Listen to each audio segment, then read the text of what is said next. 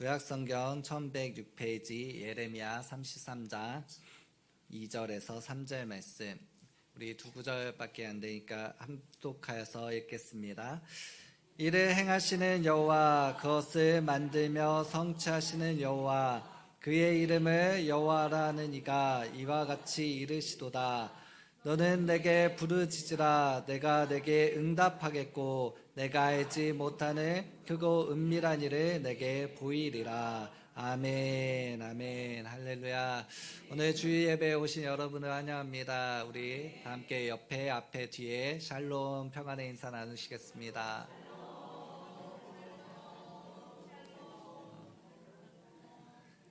할렐루야. 오늘 이 말씀은 이제 예레미야서에 속한 말씀입니다. 오늘 하나님께서 예레미야에게 하시는 말씀이라는 것이에요. 우리 1절을 보면 예레미야가 아직 시대의 뜰에 갇혀 있을 때 여호와의 말씀이 그에게 두 번째로 임하니라. 예레미야는 이 남유다에서 활동했던 선지자입니다. 그래서 요시야 때부터 활동을 시작하여 유다의 멸망까지 지켜본 선지자라고 할 수 있습니다. 그는 약 40년 동안 유다의 심판을 예언하였고, 그가 활동했던 이 시기 가운데 특별히 어떤 일들이 있었느냐, 남유다의 왕들이 5번이나 바뀌었다는 것입니다. 그냥 바뀐 것이 아니에요. 이것은 국제 정세의 문제 가운데서 바뀌었습니다. 그 중동의 지도를 보면은 이집트가, 이스라엘이 이렇게 있고 그 밑에 이집트가 있습니다. 이것이 옛날 고대는 애굽이라고, 이제 성경에 애굽이라고 나와 있는데, 이집트로서 대제국의 이 한 제국이었고, 그리고 이스라엘 또 동쪽으로는 페르시아라고, 이제 여러분들이 잘 아시죠? 페르시아 왕자라든지 영화들이 있으니까, 이 페르시아 지역이라고 할 수 있는 곳에 신바벨론 제국이라는 제국이 융성하게 일어났어요.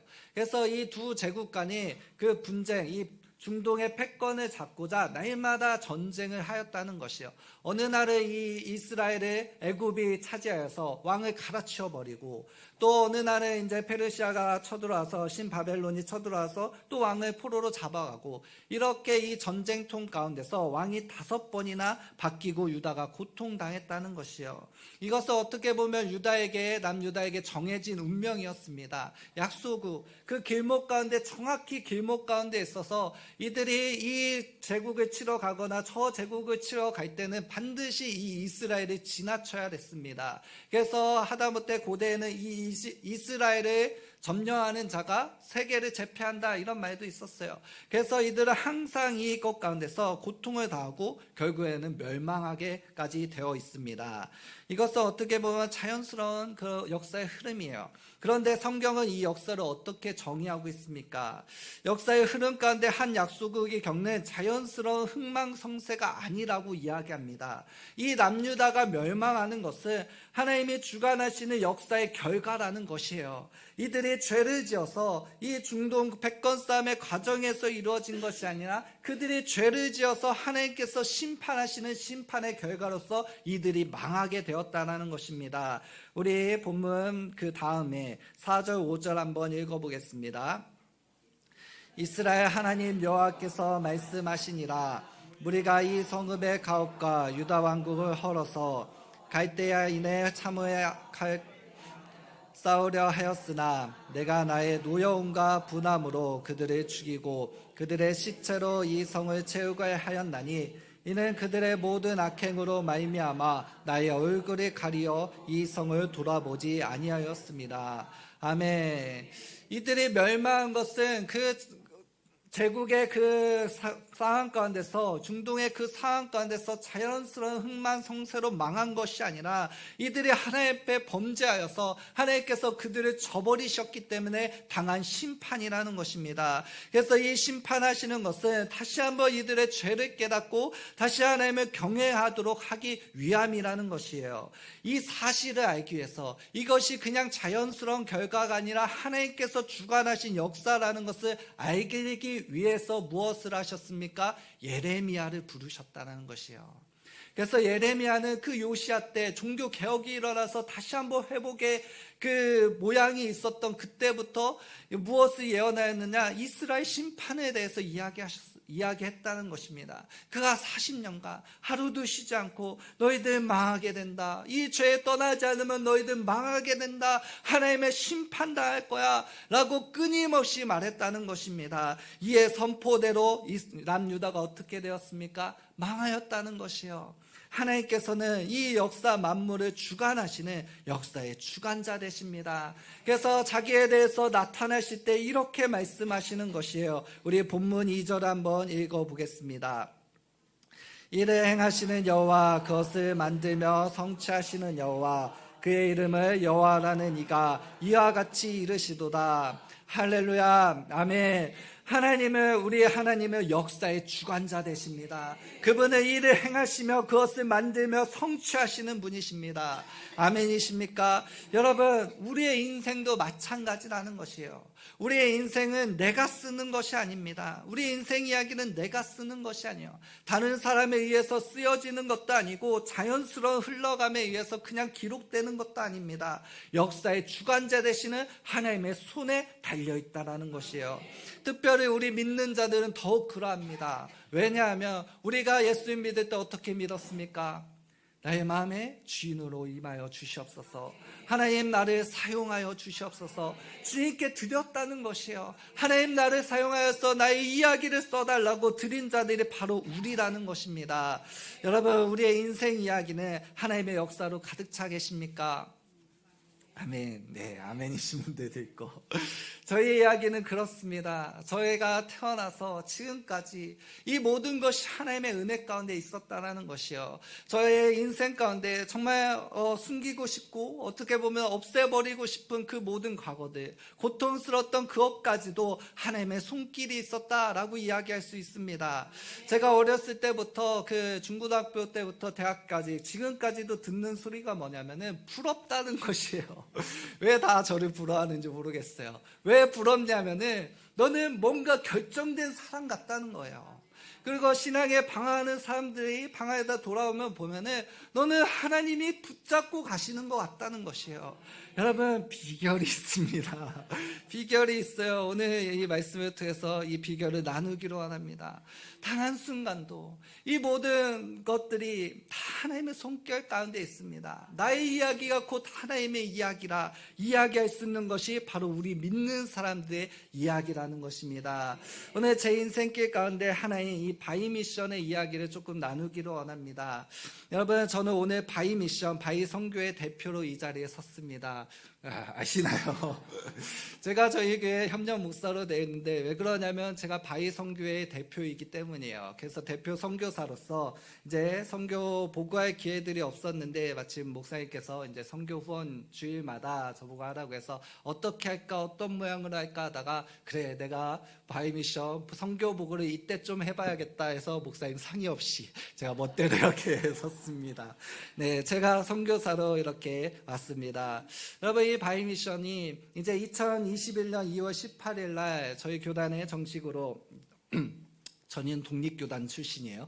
독립교단에 정식으로 이제 등록하여서 이제 만 3년을 향해 가고 있습니다. 저희 이제 여러분께서 우리 교회에서 저를 파송해서 필리핀 이제 파송 선교를 하다가 이제 코로나 때문에 들어가고 야, 이걸 어떻게 해야 될까? 하나님 주신 비전은 선교인데 나는 정말 선교의 비전을 놓치고 싶지 않은데 어떻게 할까 고민하고 낙심하고 기도했을 때 하나님께서 주신 마음이들이 있어서 야, 선교회를 해야겠다 하고 불이 났게 선교회를 설립하고 자비랑 선교사의 길로 갔습니다. 그래서 제가 주중에도 일어나는 거 이 선교사의 삶을 포기하지 않기 위해서입니다. 그래서 이 자비랑 선교를 이렇게 하는데 처음과 달리 여러 가지 사정 속에서 제가 적극적으로 이 선교회를 살리지는 못했어요. 그냥 만들어 놓고 이제 처음 이제 함께 하기로 했던 그 지인들, 교회들, 그다음에 간간히 이제 조인하시는 분들 이제 흘러가는 대로 내뒀습니다. 그래서 이 선교회를 생각할 때마다 저희가 선교 보고도 제대로 안 하잖아요. 받으신 분들 없지요. 1년에 딱 한 번 했어요. 받으신 분들도 없고 이런 것 가운데서 야, 이 선교회가 든든히 서갈까? 너무 방치해 두는 것이 아닌가? 여러 가지 생각 가운데서 야, 이대로는 안 되겠다 해서 지난해 결산을 한번 해봤습니다. 쭉 1년 동안에 후원하신 분들 이제 그 수입과 지출을 쫙 나열해 봤는데 약 1,300만 원의 수입과 지출이 발생을 하였습니다. 야, 이게 하나님의 은혜입니다. 여러분, 아무것도 없는 이 선교회가 1,300만 원의 수입이 있었어요. 1년 안에. 그리고 1,300만 원의 지출을 했습니다. 아낌없이 선교하고 있습니다. 여러분들이 잘 모르실 분이지 저는 아낌없이 선교를 합니다. 그리고 지난해 저희가 이 설립 초기부터 해왔던 일이 있었는데 필리핀의 교회 건축 사업이었어요. 이것이 이제 지난해 완수되었습니다. 이 필리핀 선교 사역에 대해서 제가 오늘 이제 보고를 하기로 원하는데, 이 필리핀 선교는 이제 산토 토마스 지역에서 진행되고 있습니다. 네, 사진 띄워주세요.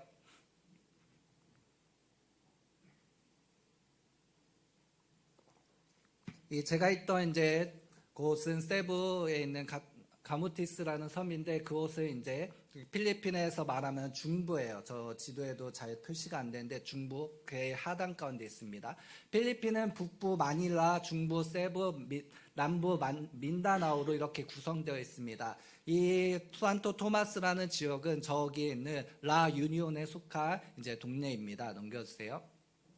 북부 지역에 있고 이렇게 산토 토마스 지역이 저 도시에 있는데, 저곳에 있는데, 이 지역은 이제 저의 동기이자 저의 친구, 그다음에 오래된 친구인 그 조대한 선교사가 10년 전에 대학원 아직 졸업도 하지 않았을 때 넘어가서 이제 사역을 시작했던 곳입니다. 그리고 3년 후가 지나서 이제 교회 산토 토마스 제2침례교회를 개척하고 지금까지 7년간 사역을 이어오고 있습니다. 그래서 이 지역을 처음 선저했을 때 그가 이제 돌아다니면서 필리핀 선교가 짧지가 않아요. 우리처럼 100년 가까이 됐습니다. 우리보다 좀 늦은데 100년 가까이 선교가 진행되었지만 놀랍게도 여전히 교회가 없는 지역들이 많습니다. 그래서 그 교회가 없는 지역을 찾다가 이 지역을 찾아서 그가 가서 이제 넘겨주세요. 처음에 이제 아이들을 모아서 이 바란가이마다 동네마다 체육관이 있어요. 이 체육관에서 아이들을 모아놓고 이제 선교를 시작해서 이제 3년쯤 됐을 때 넘겨주세요.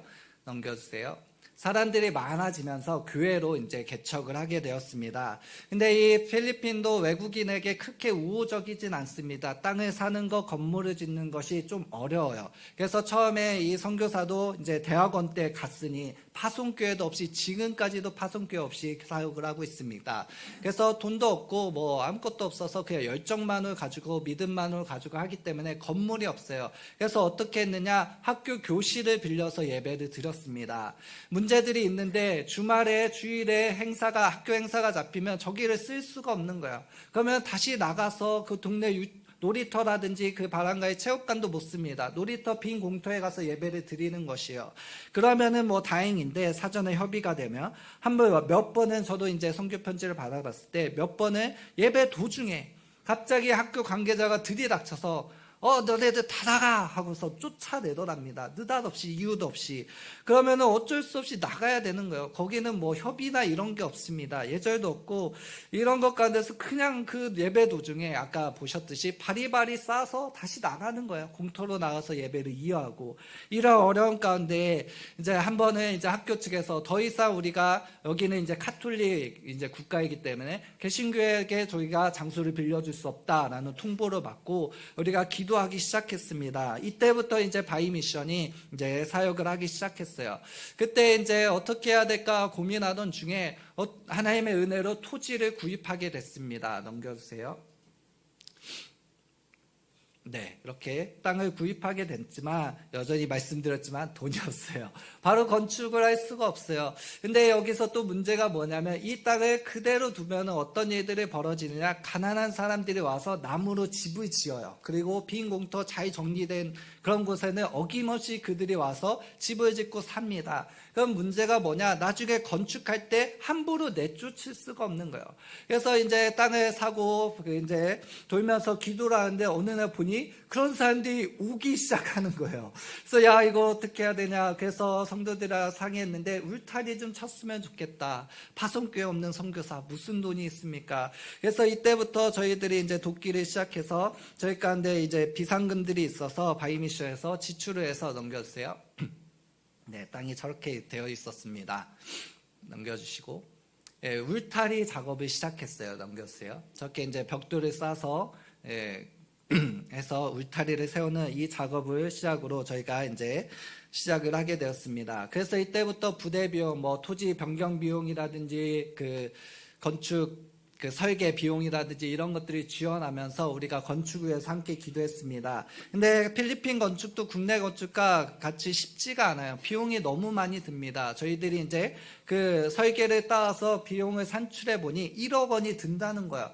야, 이거 너무 비싸지 않냐? 어떻게 하냐? 1억 원 쉽지 않은 돈이잖아요. 파송교회도 없는 선교사, 그리고 1년도 채 안 된 선교회가 감당할 수 없는 그 금액이었습니다. 야, 기도하자 하고 있는데 엎친 데 덮친 격으로 코로나 이후에 원자재 가격이 폭등하기 시작했죠. 그러면서 이 선교비는 건축비는 이제 이루 말할 수 없게 증가되었어요. 그것 가운데서 이제 거의 반포기 상태로 그냥 기도만 하고 있었습니다. 그런데 그렇게 지지부진하던 교회 건축이 하나님의 응답이 주어졌어요. 우리는 그냥 그저 그 설계대로 교회 짓는 것만을 바라봤는데 하나님은 더 큰 그림을 가지고 계셨습니다. 무엇이냐면 교육사업 쪽으로 콜링이 온 거예요. 이제 이 친구가 강원도 출신인데 강원도 작은아버지가 작은아버지가 계신데 목회자예요. 그래서 이것을 함께 돕고 계신데 백방으로 이제 소식을 전하면서 어떻게 누가 좀 독지가가 도와주면 좋겠다고 하시는데 이때 이제 해피아이 국제 교육 봉사단이라는 단체가 있었습니다. 그곳에 강원협의회가 있는데 이 협의회에서 이제 몇 년에 한 번씩 회의에 어린이집을 건축하는 사업을 실행하고 있었어요. 그래서 이 협의회에서 이 목회자들이 굉장히 많이 속해져 있었습니다. 그래서 이 조대한 선교사의 그 소식을 접해 들고 야, 교회로 먼저 건축하는 것보다 이 어린이집을 건축해서 좀 교회로서 활용을 하면서 어린이 사역도 해보면 어떻겠느냐 이야기가 전달되게 되었다는 것입니다. 놀랍게도 이 조대한 선교사도 그 후에 이 교회를 건축하고 어떻게 해야 될까 했을 때 그 교육 사업에 굉장히 교육 사역에 굉장히 마음이 있어서 야, 이거 하나님께서 도우시는 것 같다라고 하면서 기도 요청을 했고, 그리고 이 건물을 지을 때 항상 이제 문제가 무엇이냐면 교회 건물로 사용해도 되냐, 어떻게 보면 공기관이기 때문에 그것이 어렵을 수도 있고, 이 미라의 복지재단 같은 경우는 그 재단을 쌓으면은 선교사가 해도 교회로는 사용할 수가 없습니다. 이런 조건들이 있기 때문에 이도 그것을 걱정했는데 흔쾌히 교회 건물로도 사용해도 된다라고 해서 이제 건축을 시작하게 되었습니다. 넘겨주세요. 네, 쭉쭉 넘겨주세요. 저렇게 이제 교회 건축이 너무 넘긴 것 같은데 네, 넘겨주세요. 하고 이렇게 건물이 버젓이 올라가서 네, 이렇게 완공이 되었습니다. 할렐루야. 그래서 저때 이제 제가 작년 1월에 저때 간 거예요. 건축이 완료되었다라고 해서 이제 가게 되었고, 어떻게 건축이 되었는지 사람들을 보고 이렇게 하면서 참 감사하고 감사 예배를 드리고 했는데, 문제가 무엇이냐면 교회 건축이라면 저걸로 끝났습니다. 그런데 이것이 어린이집 건물이라는 것이에요. 그래서 필리핀 교육부에서 외국인한테 참 까다롭습니다. 그래서 여러 가지를 더 요구하는 거예요. 펜스도 더 하고 게이트도 다 있고 뭐 차양도 치고 놀이시설도 있고, 그래서 이제 건축비가 한 4천만 원 정도 들어갔는데 더 요구를 하는 거예요. 어디서 그 돈이 납니까? 그래서 기도하는 중에 참 감사하게 작년 한 해 동안 저희가 한 일이에요. 넘겨주세요. 그래서 저 복도 저 차양 있죠? 저것도 했고, 넘겨주세요. 창고도 새로 지었고, 네, 또 저기 이제 식수 시설들 이렇게 설치했고, 펜스도 더 완성했고, 그다음에 놀이터, 미끄럼틀 이런 것들 했고, 또 저기 보이는 게이트도 이제 대문도 이제 만들었습니다. 이렇게 지난 이제 한 해 동안 이것이 바로 우리 대동교회와 바이미션이 협력해서 이제 해놓은 일입니다. 그래서 지난 11월 2일에 드디어 완공을 해서 해피아이 강원 산토토마스 어린이집으로 개원하게 되었습니다. 그리고 이제 지금은 이제 처음에는 3명으로 시작했다가 지금은 5명까지, 이제 5명 이상으로는 못 받겠대요. 넘겨주세요. 네, 이렇게 어린이집을 운영하고 있습니다. 네, 귀엽죠? 그래서 이제 주중에는 어린이집을 하고 주말에는 넘겨주세요. 함께 모여서 예배드리는 이런 교회가 든든히 서갔습니다. 하나님 앞에 모든 영광을 올려드리기 원합니다.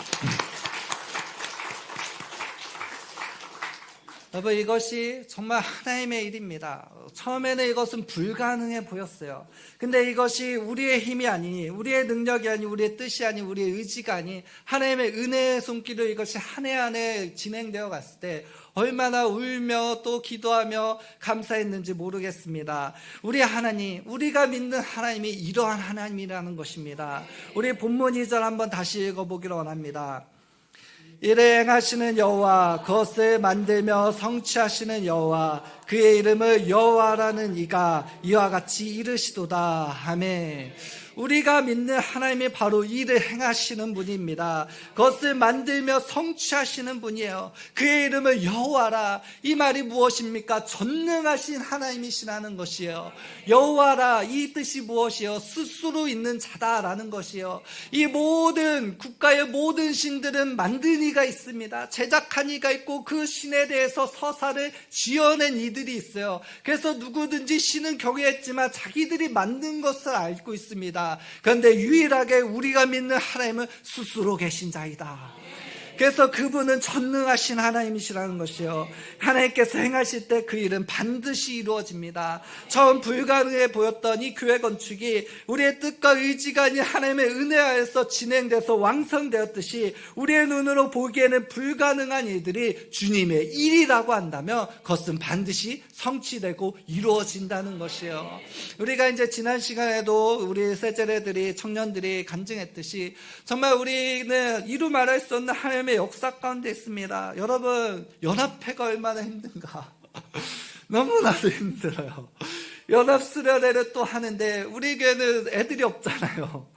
10명, 최고 많이 모아야 15명인데 중장이 함께 하는데 거기는 30명이에요. 근데 저희가 주도해서 합니다. 얼마나 깜보이겠습니까? 좀 미안해요. 뭐 일을 한다고 하면 우리는 한두 명 할 수 있는데 거기는 3, 4명씩 붙어주고 하니까 뭔가 많이 부탁해야 되고 이런 것 관해서 저에게 굉장히 어려움들이 있었습니다. 그리고 연합수련회 하자는 것도 어떻게 보면 저희가 먼저 꺼낸 이야기예요. 근데 많은 책임들을 져야 되는데 우리는 사람도 없고 재정도 없고 아무것도 없는 사회에서 그냥 믿음으로만 된다, 100명 하자, 우리 목사님은 더 믿음이 있어서 200명 하자 막 이러시고, 저희 교회가 그렇습니다. 거긴 안 그러더라고요. 현실적이에요. 그래가지고 이 모든 일 가운데 이게 될까 했는데 되더라고요. 하나님의 일은 하나님께서 이루십니다. 우리의 생각, 우리의 짱구가 아무리 열심히 굴려봐야 되지 않는 이 모든 일들은 하나님께서는 능히 행하시고 이루어 나가신다는 거예요. 우리가 이 문제가 무엇입니까? 하나님의 일을 하면 된다는 것이요. 그렇다면 이 하나님의 일이 무엇입니까? 바로 하나님 자신을 나타내고 드러내는 일을 행하신다는 것이에요.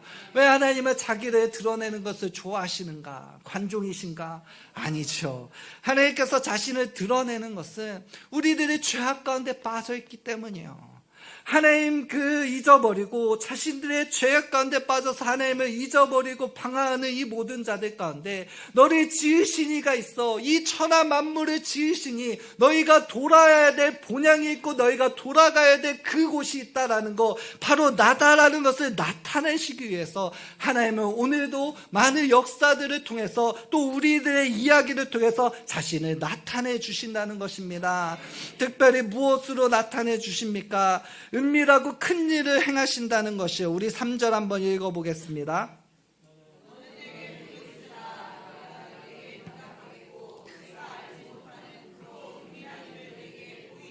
아멘.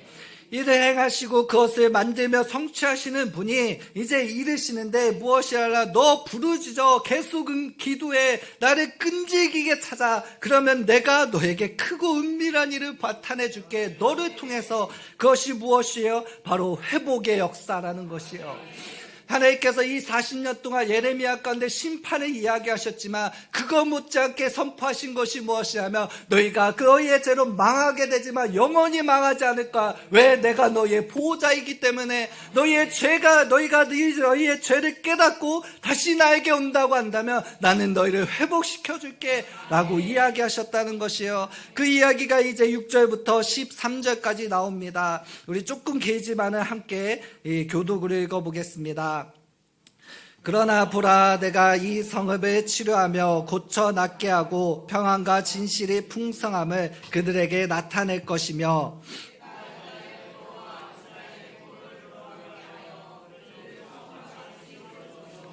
내가 그들을 내게 범한 그 모든 죄악에서 정하게 하며 그들이 내게 범하여 행한 모든 죄악을 사할 것이라.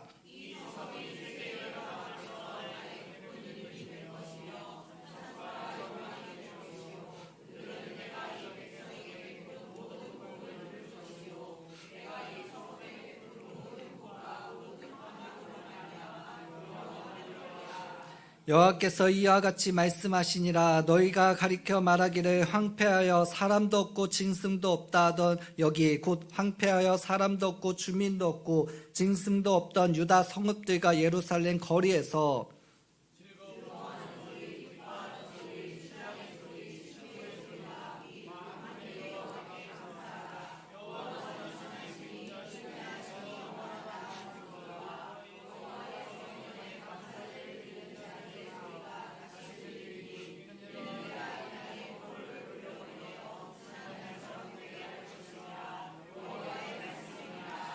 만군의 여호와께서 이와 같이 말씀하시니라. 황폐하여 사람도 없고 짐승도 없던 이곳과 그 모든 성읍에 다시 목자가 살 곳이 있으리니 그의 양떼를 눕게 할 것이라.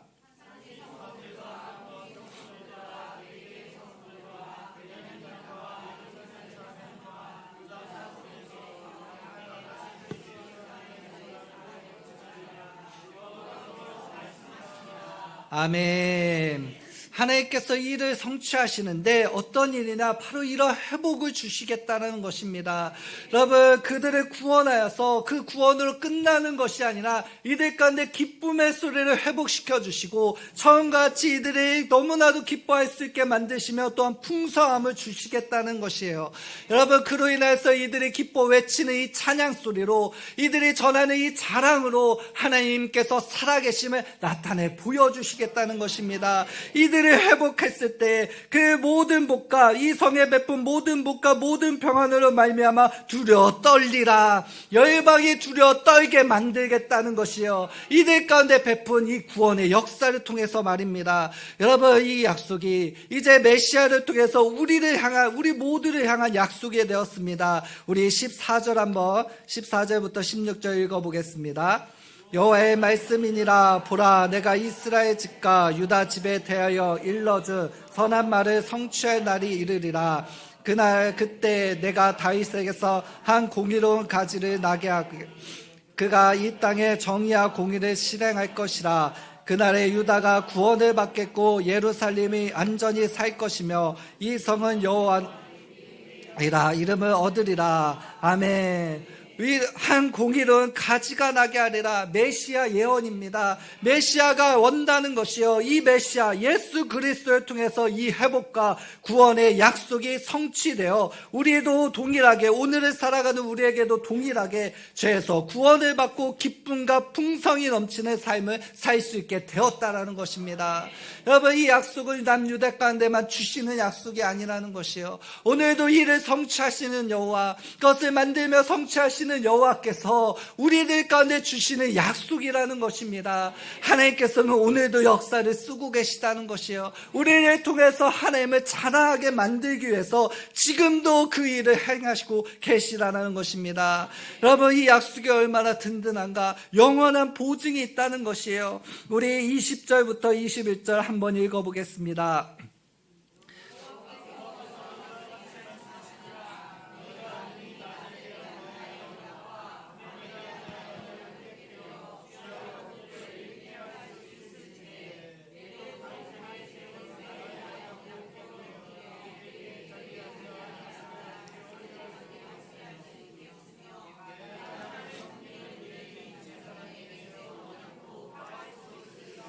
아멘.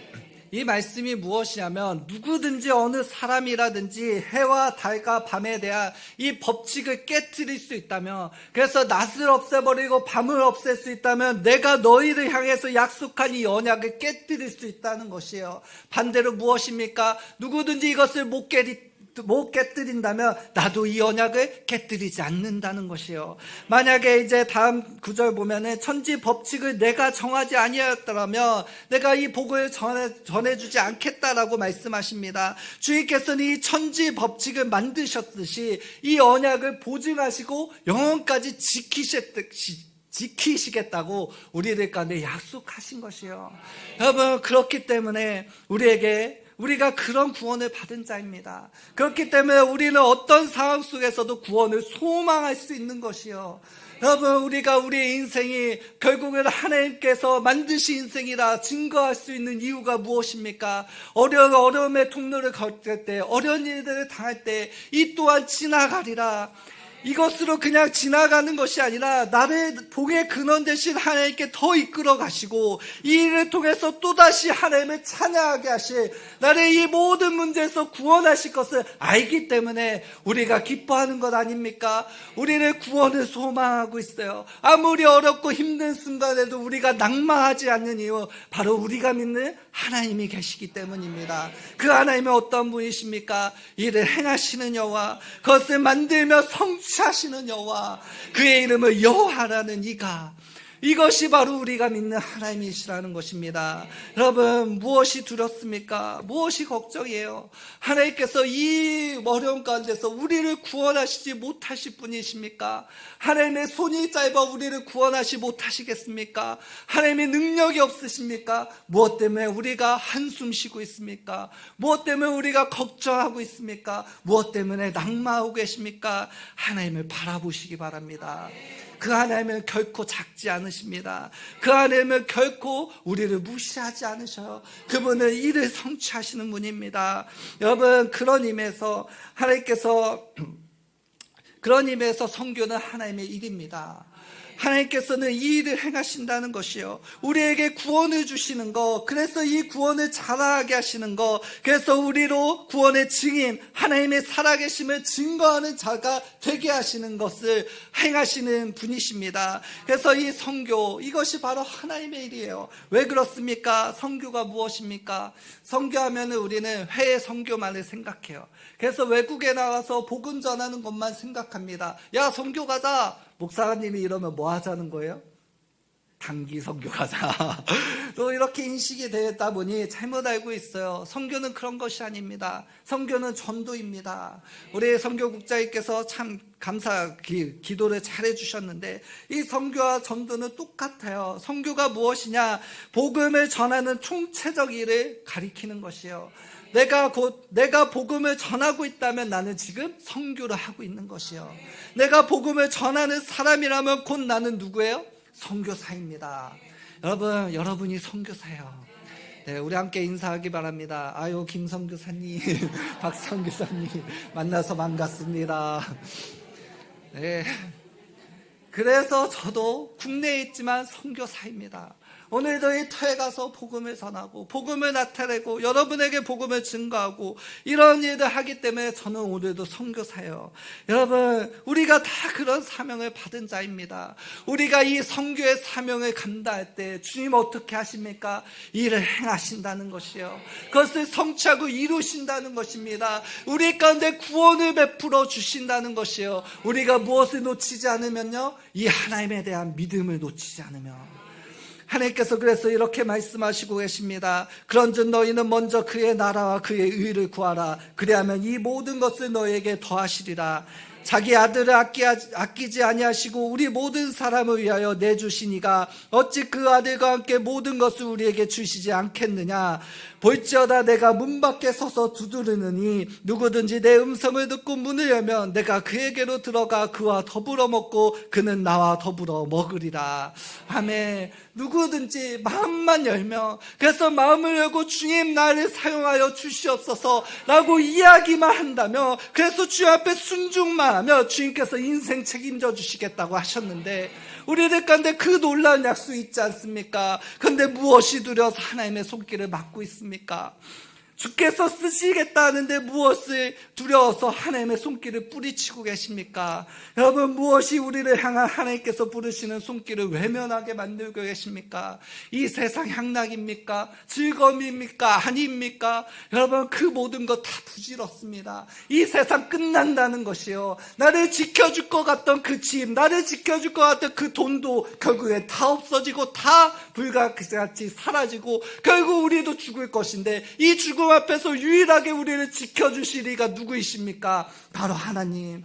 그 하나님은 우리를 죽음에서 지켜주실 뿐만 아니라 누구든지 마음문을 열고 나아가는 자들 가운데 풍성함을 주시겠다고, 너희 가운데 기쁨이 끊이지 않게 하시겠다고, 범사에 감사가 넘치게 하시겠다고 지금도 말씀하시고 계신데, 우리가 왜 그 손길을 외면하고 있냐는 것이요.